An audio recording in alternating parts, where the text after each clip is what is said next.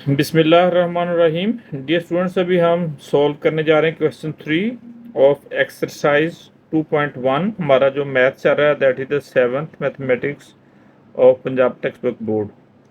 जो टॉपिक है that is the number pattern. Question 3 की जो स्टेटमेंट है that is use the first 3 terms in the pattern to find the rule. हमारे पास जो ये 2 सीक्वेंस गिवन है इनका हमने रूल डिफाइन करना है कि जो ये टर्म्स बनी है किस रूल के तहत इसको हम आगे एक्सपेंड कर सकते हैं। इसमें जो फर्स्ट टर्म है हमारे पास that is A1, it is A2, this is A3। तो इसमें हमने देखना है कि कौन सा नंबर इसमें ऐड हुआ है, माइनस हुआ है या मल्टीप्लाई हुआ है। इसका जो मेथड है that is we have to find the its difference, common difference भी इसको हम कहते हैं। इसको सेकंड टर्म में से फर्स्ट टर्म को हम माइनस करेंगे that is 57 minus 52, it is 5, that is D.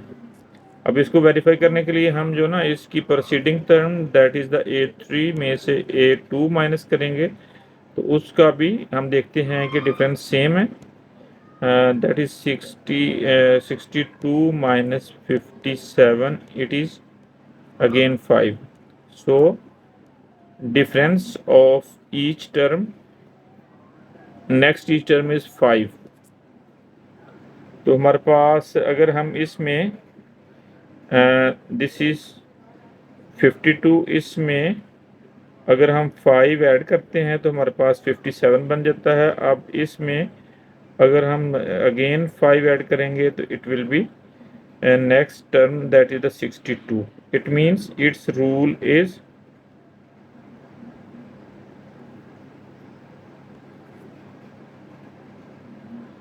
add 5 in each term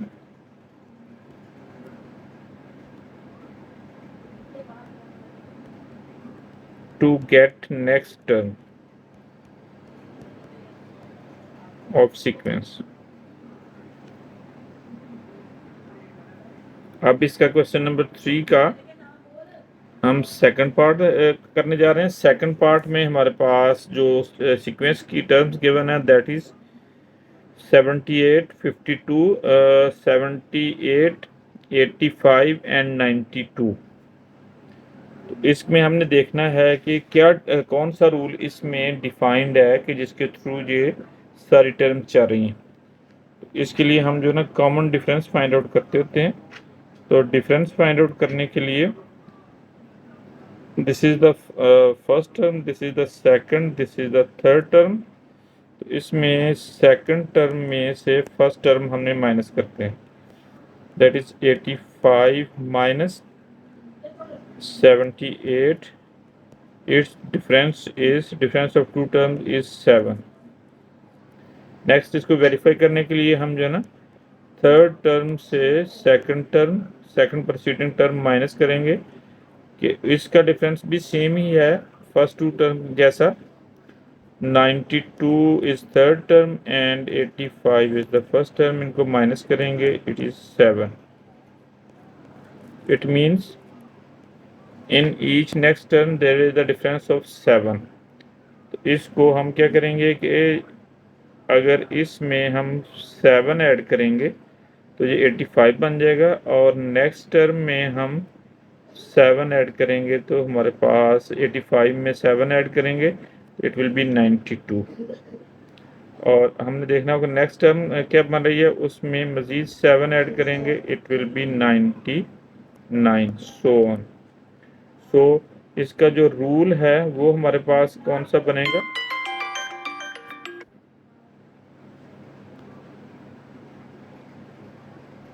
add 7 in each next term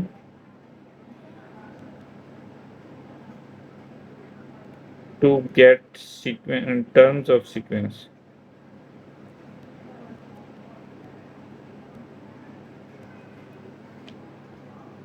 अभी हम इसका क्वेश्चन नंबर इसी एक्सरसाइज का 2.1 का क्वेश्चन नंबर 4 सॉल्व करने जा रहे हैं।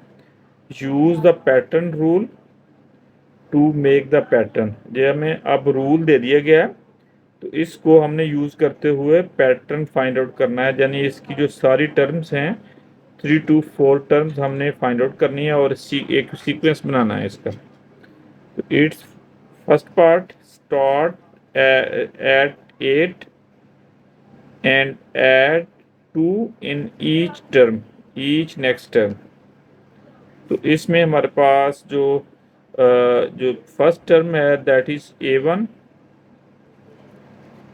A1 is 8. The second term है that is obtained by this rule. Start A, it will be A1 plus 2, यानी each time हमने 2 ऐड करना है. Its first term is 8 plus 2, it will be 10. अब इसकी third term that will be sum of second term plus 2. Second term is the 10 plus 2, it is 12. A3 second term is the 12. अब हमने इसकी fourth term find out करनी है that is A4. It will be the sum of third term plus 2, क्योंकि each term में हम 2 add करें. It is 12 plus 2, it is 14. Next is fifth term, it will be the sum of fourth term plus 2, यानी इसकी जो चौथी term है fourth term है दैट इज 14. इसमें हम 2 ऐड करेंगे, it is 16. It is fifth term. तो हमारे पास जो रूल होता है that is A1, A2, A3, A4, A5, यानी first term, second term and third term and fourth and fifth term. तो हमने first term is given that is 8. Next is the it is 10 second term, next 12, and fourth term is the 14, fifth term is 16, so on. This is the required sequence.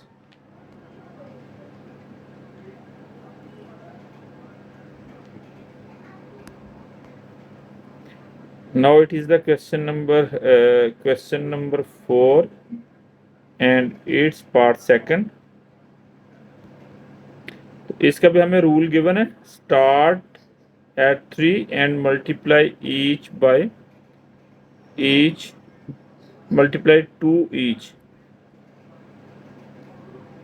तो इसकी जो हमने terms find out करनी है, इसकी first term हमें given है that is 3 A1. Its second term will be the A1 plus, it will be multiplied by A2, it will be multiplied by 2. It is 3 into 2, it will be 6.